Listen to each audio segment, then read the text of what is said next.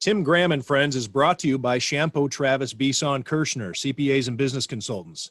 CTBK is the leading accounting firm with a growing team of accountants and business consultants with roots in Amherst, New York. CTBK pairs every project with a focus on a human connection between its team and the client. For assurance, accounting, taxes, litigation support, and advice on mergers and acquisitions, CTBK is available and ready to solve any issue your business faces. For a consultation or to request a quote, call 716-630-2400. Again, that's 716-630-2400. CTBK, over a quarter century of proven accounting and business excellence for Western New York and beyond.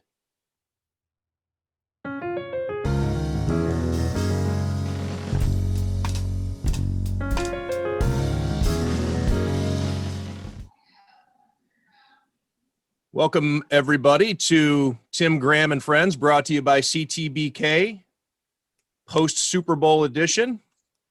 We have a special guest with us today. It's Bills tight end Lee Smith, joining us from his home in – where are you? Because you told me you're Eastern time zone, but I thought you were in the Tennessee. I'm in Knoxville, so Nashville is central, but over here in Knoxville on the east side of the state, we're Eastern. Okay. What's up with Tennessee doing that, splitting it down the middle? You gotta, I mean, don't you got to do business in your state on two different time zones? Yeah, man. Hey, we're just our little nook and cranny down here. I guess we're not big and bad enough to decide where the line goes for the time zone issue, so we just adapt. It's not right through the city. It's kind of through the rural part of our state. So you can start driving out into the country, and I'm sure those folks have issues, but in the big cities, we're pretty solid. Well, I think we've learned if anybody who flips on the news over the last few years, you're going to have issues whether you're in the city or in the country. You're going to find people you don't agree with everywhere. Yeah, hey, we'll stay away from that one. Yeah, that's right. It's one of the few things I learned from my father was don't talk religion and don't talk politics. So we'll steer clear of both of those issues, especially if anybody down here has been drinking, which I'm not ruling out.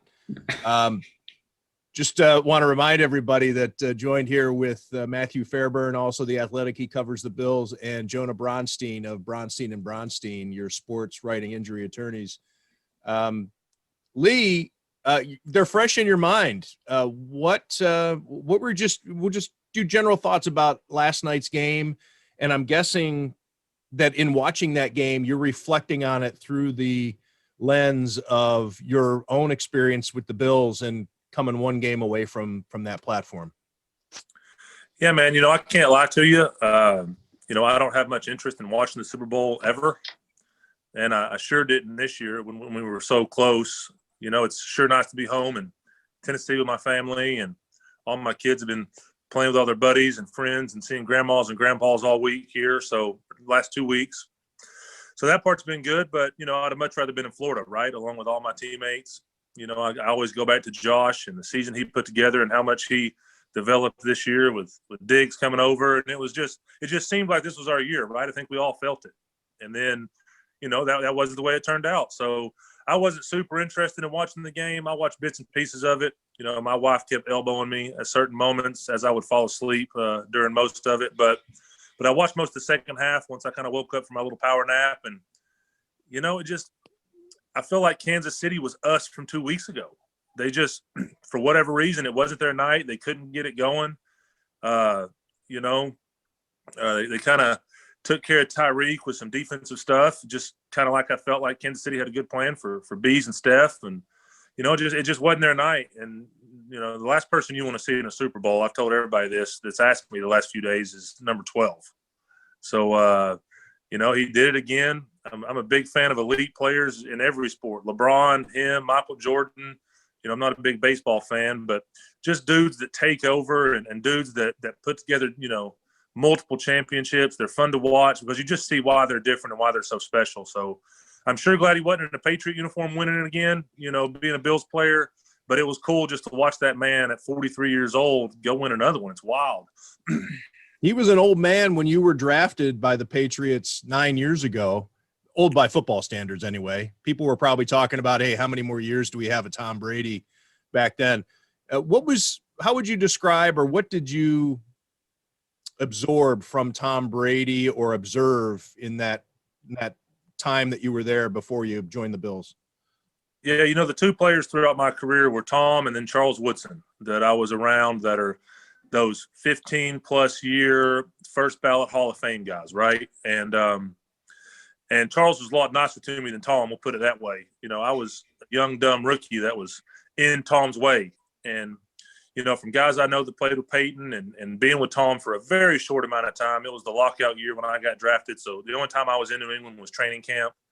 And they released me, and I ended up being, a Buffalo Bill for the next 4 years. So, but I'll tell you one thing, man. Regardless of how hard he is on his team, after watching that Michael Jordan documentary, I told my wife last night when that game ended, and I saw the smile on his face, and I saw the way he was looking at his teammates.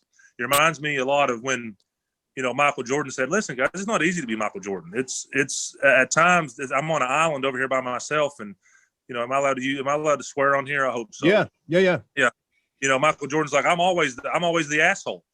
But guess what? Nobody's happier for the Steve Kerrs and Dennis Rodmans and Scottie Pippens than me when we hold that trophy up. Yeah, I'm hard to deal with, every other day of the year when we're in the gym and we're working.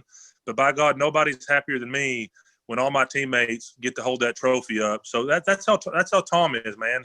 He's hard on you. He has zero interest in you getting in his way or screwing up one play of practice. And there's a reason he is the greatest quarterback in the history of our game, and the reason he just won his 7th championship. I mean, it's insane.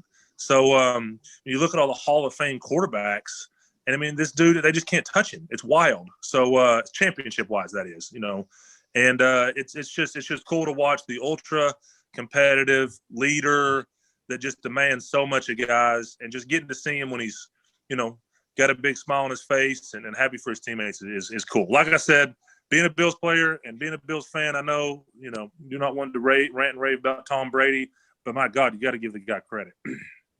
Lee, knowing what you know about him, knowing him, briefly there in New England and playing against him for so long, knowing what you know about what it takes to get your body ready year after year to play this game and what goes into it.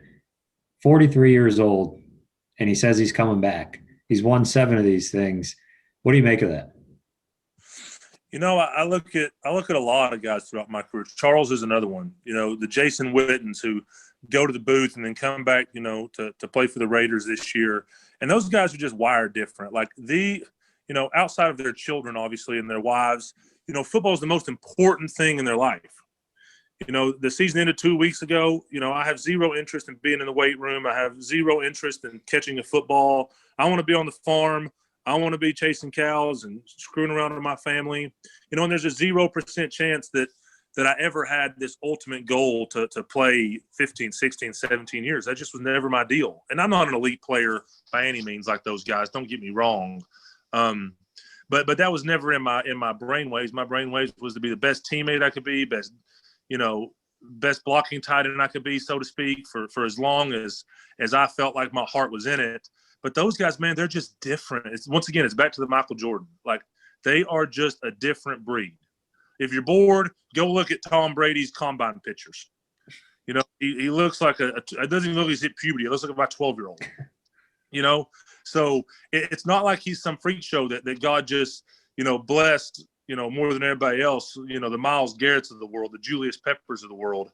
He's just a guy that is different between his ears, and there's no one that can touch him. And that gets proven over and over and over. I mean, the man's 43 years old, for crying out loud. He's going to be unmedicated, in the next decade.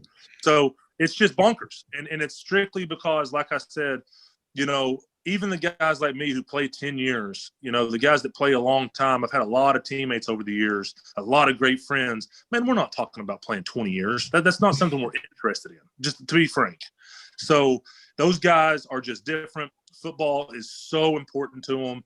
They're just different, man. I guess that's the best way to explain it.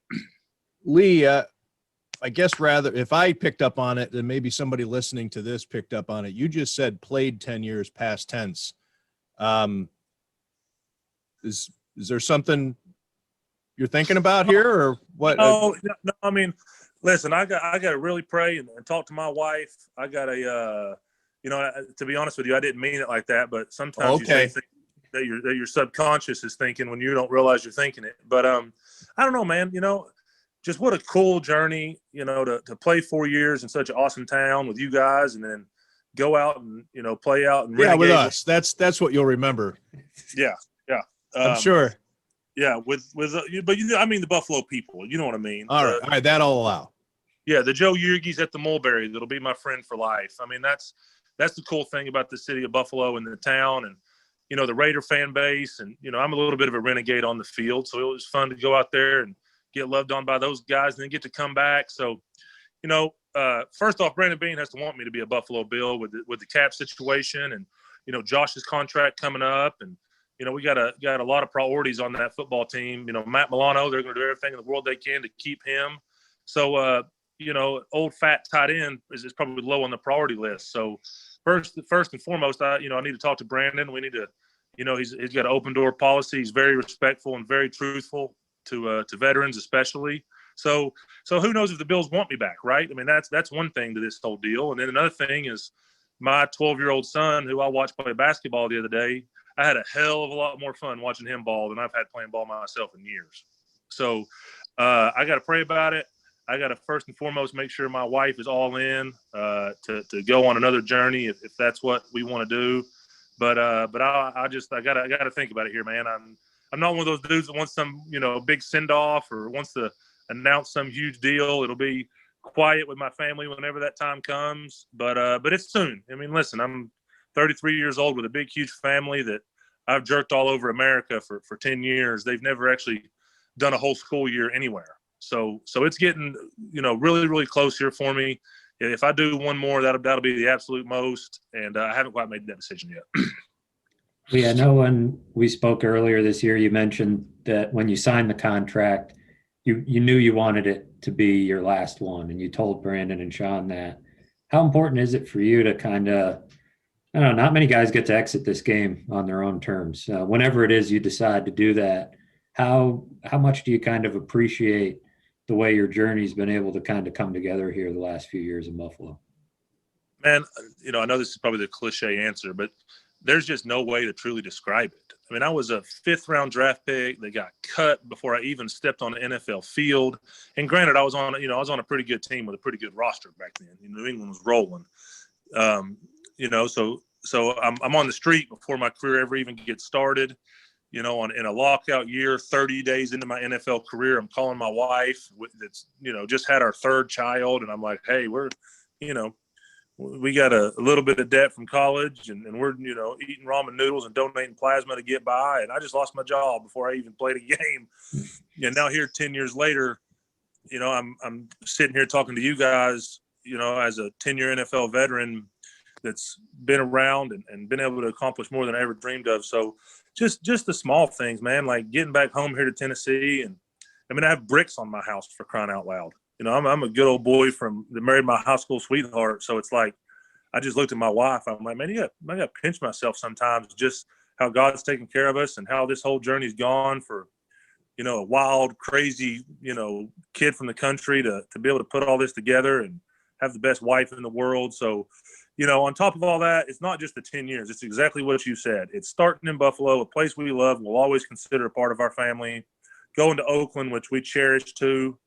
Sunny California was a cool place to be there for, I was ready to get out of there. Don't get me wrong. But it sure was a cool experience for my kids and me and my wife. And then to come back and finish, and not only to come back to Buffalo to finish, but come back to Buffalo to finish, at the infant stages of something really special. I mean, I've told everybody, man, like the Andy Reid, Pat Mahomes, and the Sean McDermott, Josh Allen deal, that's going to be the next decade. That's my personal opinion. I think it's going to be like Peyton and Tom in the AFC all those years. So it's going to be super fun to watch these two dudes try to outduel each other and see who can win more than they lose. And, I'm just super grateful to be a part of Josh's, 2nd, 3rd years in this league and watch him grow. And maybe he learned one thing from my old ass, and that's something I can be thankful for, and I can wear that with pride. But, once again, I'm not saying I'm 100% done, because I'm not. I'm truly not. But I'm, it's probably leaning that way. And, I'm just super blessed and couldn't be happier. And I did want this to be my last contract. I absolutely did. And I told Brandon and Sean that. and 2 teams, 10 years, and nobody gets to come back. I mean, hell, I came back, and Jerry's the only person in the locker room that I even knew. And it's just wild. So I know that was long-winded, but I want to make sure I just let everybody – I mean, just how humble and appreciative and, you know, got to pinch myself sometimes at just how my career went and how fortunate I was to have the right breaks, the right times, no horrible injuries, and all that good stuff.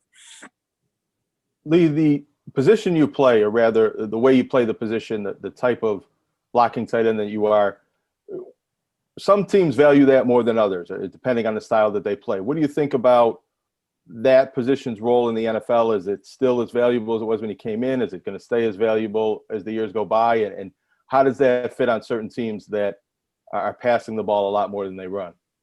Yeah, I think you know the answer to that question before you even asked it, but I'll give you my 2 cents on it. Well, let me ask you then, what is it like being a blocking tight end with those dynamics? I'm just giving you a hard time, man. Listen, at the end of the day, it is definitely not appreciated like it was 10 years ago or even 20 years ago. I mean, a big old stiff slug like me was a first-round draft pick 25 years ago. Now you're lucky to get drafted. So, I mean, the Pete Metzlars and Mike Tice's, I mean, both those guys coached me in this league. Those were the starters, you know, back in their days. You know, nowadays, you know, I mean, what my man up in New York, Ingram, I mean, he's 230 pounds soaking wet. So, you know, Dawson's 245, and he's got a bright future. You know, the Bills have something to really be excited about with Dawson Knox. But you know what, man? I'll never forget. I was coming out of the draft, and I can't even remember the coach's name, I'll be honest. But I know he was the tight end coach for the 49ers, and he called me, and he's like, listen, man, we're not going to draft you. You know, we have other needs, but if you're around in free agency, I want you. Come here. We have a great team. You know, Frank was out there then. They were rolling. And he said, but I want to call you and just tell you that I respect you, the way you play the game, and I would love to coach you, blah, blah, blah. And he said, but let me give you some advice. Everybody's going to tell you that the more you can do, you know, blah, blah, blah. He said, don't listen to that shit. He said, be the best at one thing and you'll always have a job. And it ain't going to be all 32 pretty girls at the dance begging you, you know, to take them to the prom.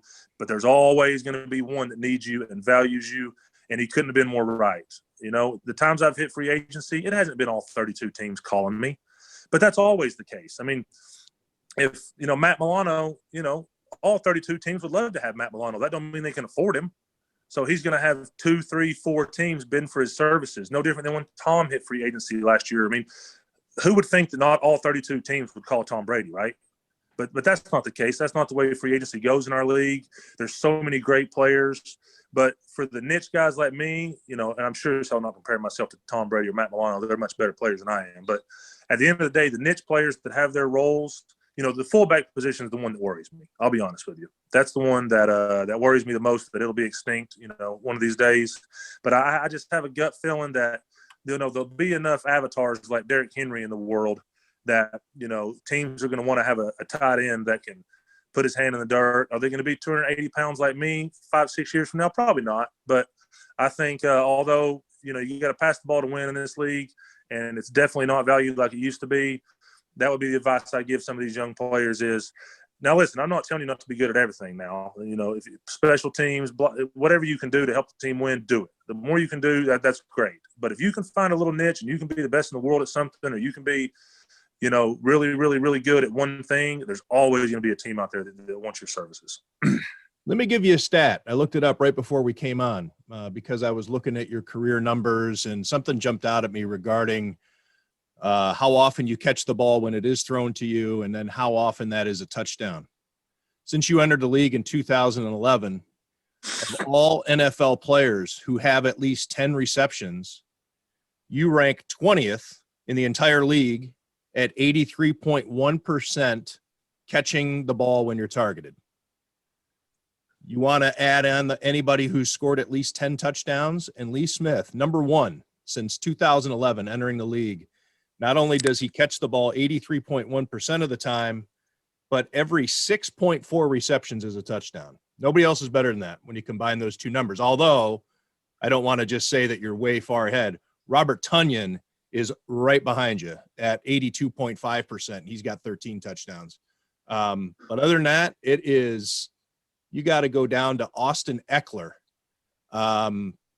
at proficiency of catching the ball when it's thrown to you and also turning it into a touchdown.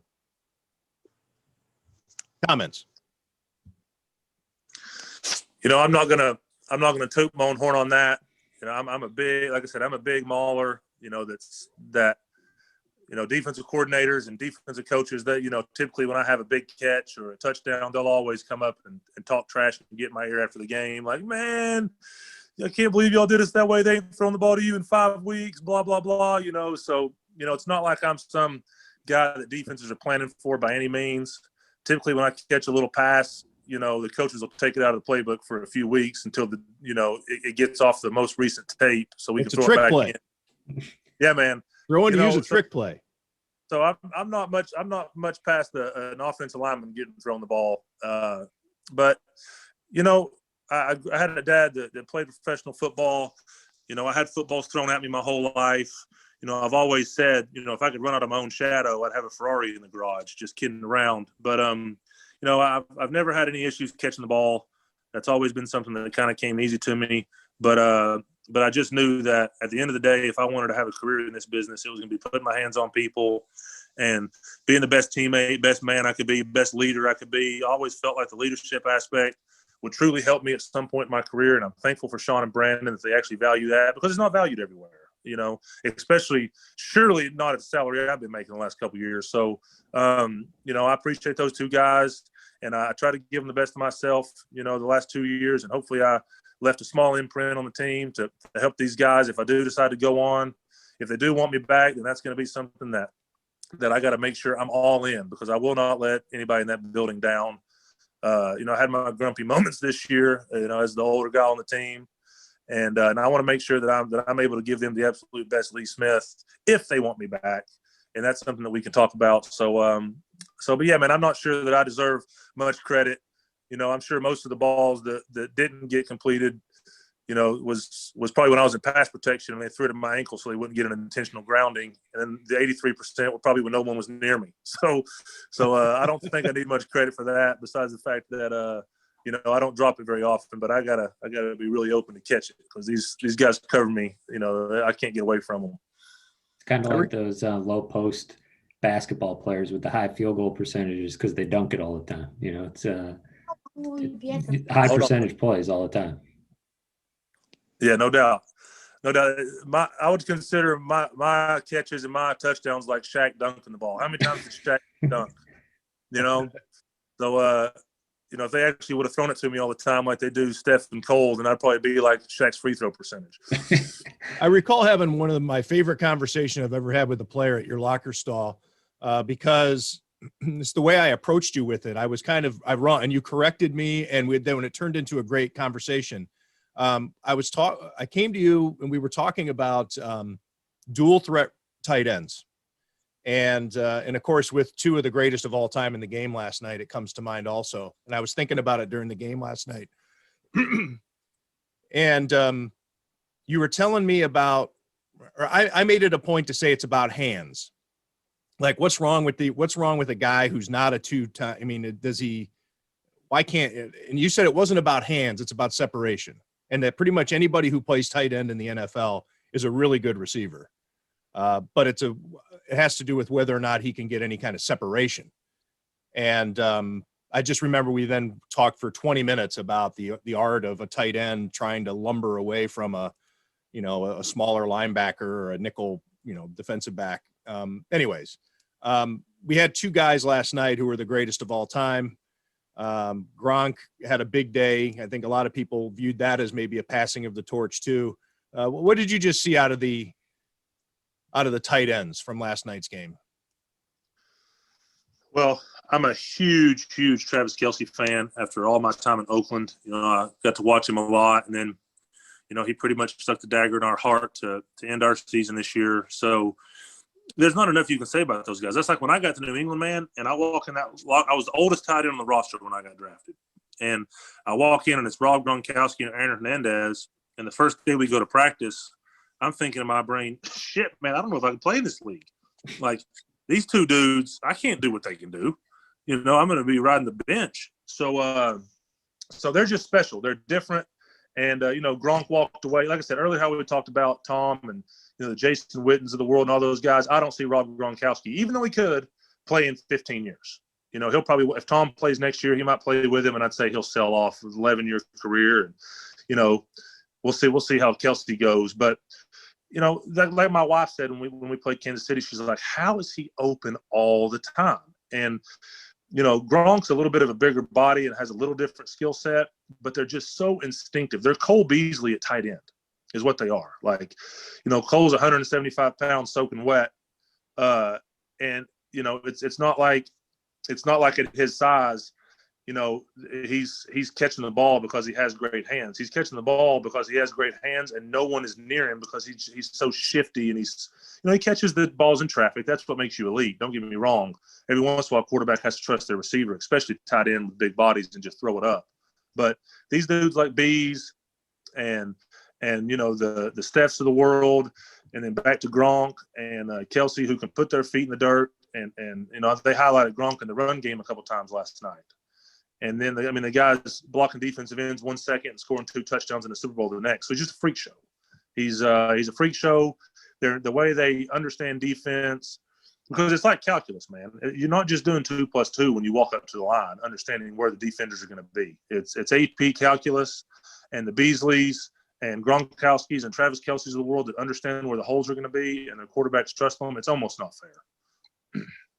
Lee, you mentioned Dawson Knox has a bright future, and people seem ready to write him off 2 years in. And I'm curious what you've seen up close, watching this guy develop, that gives you the confidence and the belief that he can overcome. He's been through a lot with injuries, and he had COVID this year. And what makes you think he's going to pull through this and become the player that he was drafted to be? Yeah, man. Number one, he's a freak athletically, and then he did. I don't think he's ever scored a touchdown in his life until his rookie season in the NFL. How crazy is that? I'm pretty sure that stat is correct. If you go back and look at just how much ball he's played in his life before he got to the NFL, it's not very much. I had an NFL football playing dad. I've played a lot of ball. Played all 5 of my years in college. Dawson left early from Ole Miss, so. The amount of football this guy has really played and the amount of balls he's caught in live action is not that many, man, until he got to the NFL. It's crazy just how natural things become the more you do them. And dribbling a basketball, shooting free throws, catching footballs are no different. It's all about repetition and just doing it over and over and over and over to where it becomes second nature. So, I don't know what the big issues are with Dawson out there. I'll come on your guys' show and hang out for a minute because, you guys have always been good to me. But as far as, sticking my nose in the media and caring about everybody's opinions out there, that's not really ever been my deal. So I don't know what the knock is. I don't know what people are worried about with Dawson. I just know the kid is extremely talented, a freak show athlete that can separate. When he gets the ball in his hands, there's no little guys that want to tackle him because he's made that very apparent that he's going to try to put his hand through your face. So he has a bright future. He just needs more and more and more repetition. And, listen, when you got the best receiver room in the league, the young tight end gets left out, guys. That's just the way it goes. There's only so many balls to go around. Give Dawson 20 of Steph's balls and see how Steph acts. Elite receivers want the rock. Bees and Steph will both tell you that. That's no secret. So, Dawson has to take big advantages of his opportunities. If you catch 30 balls and you drop 10 of them, everybody thinks you can't catch. If you catch 80 balls and you drop 10 of them, then no one notices.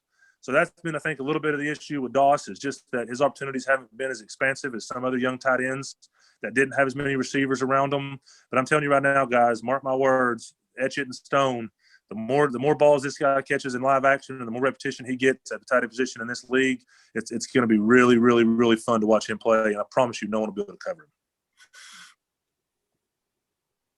What did you think about the Buccaneers' ability to run last night? You mentioned highlighting Gronk a couple of times as a blocker. We hadn't seen a lot of smash mouth football really through the playoffs, and then the Buccaneers made that a huge part of their formula. Yeah, and I'm biased. That's my deal. I'm a big believer in the run game. but once again, this year was so weird for me personally, and for the linemen on our team and different people, because no one could stop our receivers, and Josh was rolling, and that's one thing Dable always said was, we're going to do what we got to do to win, guys.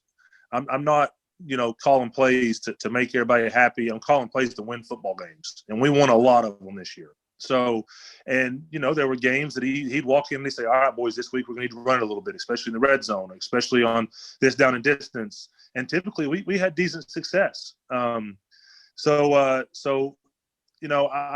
big believer in the run game, especially on, teams that might have against teams that might have a weak front, or against teams that, statistically have struggled against the run on certain downs and distances. But, I just think that at the end of the day, nothing is going to work all the time. It's like you watch Kansas City. Who in the hell would have guessed that was going to happen?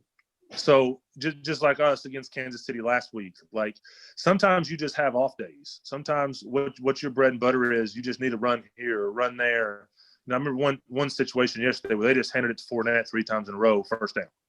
And that just gives the lineman a break. It kind of gives the receivers a breather. It gives Tom a mental breather. All right, let's give it to this stud in the backfield 3 times here real quick. Let him get us another move the chains one more time, and then we'll kind of settle in and try to dust him up in the pass game. So, Brian Dable will tell you, Byron Leftwich will tell you, Eric Bieniemy will tell you, everybody will tell you that the more balanced your offense is and the more things you do great, the more chance you've had to win, because, there's certain times that things just aren't working.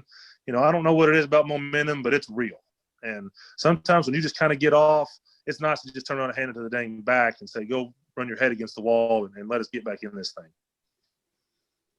When you think about last night's game, it's hard to watch, like you said, being so close. How do you kind of, take it in when, is it more of a hopeful thing that the Chiefs are beatable and that, it's that close, or more frustration, I guess, that could have been the Bills playing against the Bucs?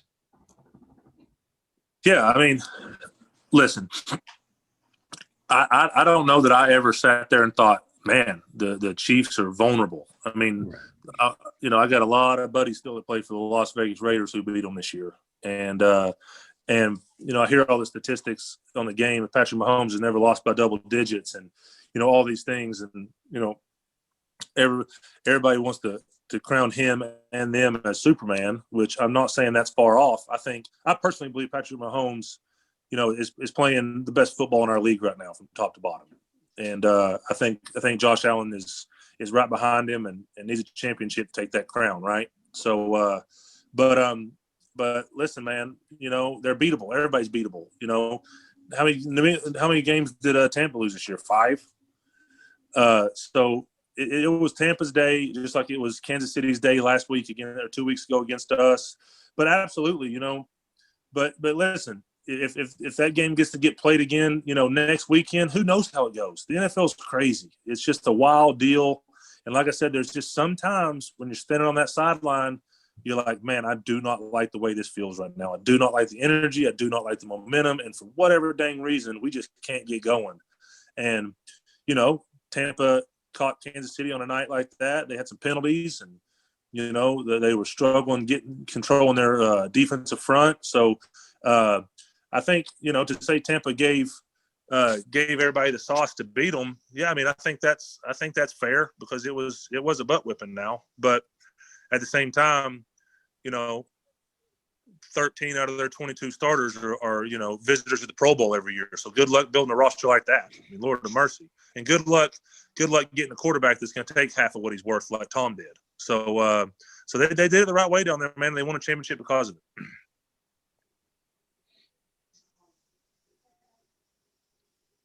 Jonah? Oh, I thought Jonah had a question there. No. Well, I was thinking, I did want to ask Lee how much he thought, maybe you mentioned this already, but the injuries on the offensive line with Kansas City and not having a 5-man unit and that continuity that you need at that position, how much that could throw off even the best offense in football. Yeah, I will never be one of the guys that beats up a backup that has to step in and play, because I understand just how hard it is to earn a job in this league, much less, be starting in the Super Bowl, whether you were a backup last week or not. But, listen, man, what do they say? 3 players will play in a different position in the Super Bowl. The offensive line is a little bit like an orchestra. And when it's rolling and they're on the same page and they're able to pick up games. And, I mean, listen, I switch sides of the field all day, every day. But, it's like, Sebastian Janikowski, who's a crazy wild man that I played with in Oakland all those years, only one hip hurt all the time because he only swung one leg. So I'm not saying that it's that comparable, asking him to kick with a different leg, but right tackle on to left, I mean, it's a totally different body movement. It's totally different muscles in each part of your body. You're just so used to kicking and kicking and kicking over and over and over and over on the same side. Then you move sides for the biggest game of your life. And then you got a dude coming off the bench, another guy coming here. So listen, I'm not going to beat up those guys because they played, one of the best fronts in football. And, but at the end of the day, absolutely did it make a difference. I mean, you watched the game. Last question about the game last night, and we'll let you go. You got to go chase some cows, like you said. Looks like you got some kids who want your attention too. So extra grateful that you'd share it with us. Last night's game, the penalties. I'm mentioning this because it was a big topic with a lot of the fans on social media. The way that the game was played or called versus your game against the Chiefs, and the way that the defensive backs were not getting away with holding as much. The types of things that was really a problem for Josh and the receivers and everybody to deal with, having to go against these. They keep using the word sticky. I think that's a polite way of saying they're holding. Yeah, I mean, listen, man, the great head coaches that I've played for throughout my career, they always have a scouting report on the referees early in the week. Like, hey, these guys call offensive holding the most. Hey, these guys are a DPI group. Hey, these guys like to keep a tight grip on the game, and they're big personal foul guys. Those are always the guys that get on my nerves. But and then there's other guys like, hey, these dudes are gonna let you. It's a freaking bar fight, man. Like, these guys are gonna let you play. So my suggestion to the NFL would be let the bar fight guys work the Super Bowl. And I'm not going to compare it to our game last week, because I just don't feel like, hey, the penalties cost us, and if they would have done this or that or whatever, the Bills would have been in it. No, Kansas City beat our ass. They did. And but at the end of the day, man, I'm a firm believer that in that game, especially in that game, no one should know the referees are on the field. They shouldn't be involved. It's about the two teams that earned their way to get there. And it shouldn't be a penalty happy game. You can call holding or pass interference on every play if you wanted to. Like, it's not 1984 Little League where you block with your elbows. Every one of us blocks by grabbing the other man. Like, Deion Sanders has been retired a long time. There's no DB that could cover with his arms tied behind his back. Like, you have to use your hands. That's how the game of football is played in 2021. So, me personally, I thought it was a little excessive. I don't mind to give the refs a hard time when it's not my game, because, I'm not big on making excuses after losses when I personally played in the game. But the fact that I was sitting on the couch watching it, unfortunately, instead of being there, I think that my main thing is, referees shouldn't be noticed in a game, especially not that game. And that not saying it wasn't defensive, it wasn't pass interference, and obviously most of the calls, if you truly watch them, they were warranted. It wasn't like they were making bogus calls. But at the same time, I felt like it was a lot of penalties they could have let go and let the guys play, and then maybe that bad boy would have been a little closer. And you do raise a good point. It's not as though the players go into the game wondering how this crew or these individual, you can even go position by position, guy by guy, and take a look at what he's called, and even use that and have one of your offensive quality control guys break down film on the referees. I mean, and teams will do that to show what is a penalty and what is not. So it's not as though you're going into it with like it's throwing a dart. You should know what they're willing to call and what they like to call. Yeah, I mean, if the real world understood just how much and how many people are sitting upstairs in these NFL facilities watching every single play, the TV copies, the referees, every little word or signal you can pluck. And, there's just so much that goes into it behind the scenes before all of us spoiled-ass players walk in the building. There's a lot of guys working their butts off to give us the tools to win. But listen, man, I mean, at the end in the Super Bowl, there's going to be elite receivers on the field, or else they wouldn't have got there. It's a passing league now. So in order to cover these elite receivers, either you better have, the best defensive coordinator in the history of time who's got some crazy zone coverage dialed up, or you better be able to play man a little bit and get your hands on people. And in order to stop these elite receivers, you got to get a little handsy, or else you just can't cover them. So, like I said, if receivers are getting tackled, or if dudes are getting drugged to the ground, or if they're truly getting tugged, and that was the intended receiver. I mean, we're giving DPIs last night to guys that weren't even the intended receiver in the quarterback's immediate progression. So it's like, all right, guys, I understand that your job is to throw flags when penalties occur. But once again, it's not a week 8, non-divisional game. It's the Super Bowl, for crying out loud. And I just personally felt like that it was a little too many yellow papers on the ground. But I'm not a ref, man. Those guys, they're humans too. That's what I always try to tell these guys when they start losing their mind and wanting to kill them in the tunnel and cussing them and going after them. I'm like, hey, man, they're a human being, and these are freak show, human, circus creature pro athletes running 22 miles an hour that they're trying to do right by everybody and call the right calls and make sure their number one goal is to not be noticed in that game, right? So the last thing they want to do is miss a call or make the wrong call and be all over ESPN the next morning. They don't want that. Most of them. There are a couple. Well, that's fair, but most of the guys on the back end throwing the flags, they're not the ones with the white hat getting the attention. They're right. So they definitely don't want to be the ones getting their name written in on Barstool. So I give them grace, man. They obviously did the best job they could, and they threw the flags when they thought penalties needed to be called. But my main thing is, and I'll go back to it again, that game should not be about penalties unless it's, a very abrasive foul. Let the dudes play. Let it be a bar fight. And that way for sure the best man wins, the best man won yesterday. I mean, Tampa Bay played their ass off. And it helped you get a power nap in, right? Flags are flying around. It give you an excuse to nod off. It wasn't fun for me to watch, but I'm sure that the Tampa Bay players' friends and family and wives loved it. I'm sure Tampa Bay fans loved it, and good for them. Good for Tom Brady. Good for every player on that team, man. It's hard to win championships in this league, and that Joker's won 7 of them, and all those guys get a piece of jewelry no one can ever take from them. So good for them. I just didn't have much fun watching it. What's on the farm? You mentioned the farm very early in this conversation. Do you have cows and stuff already?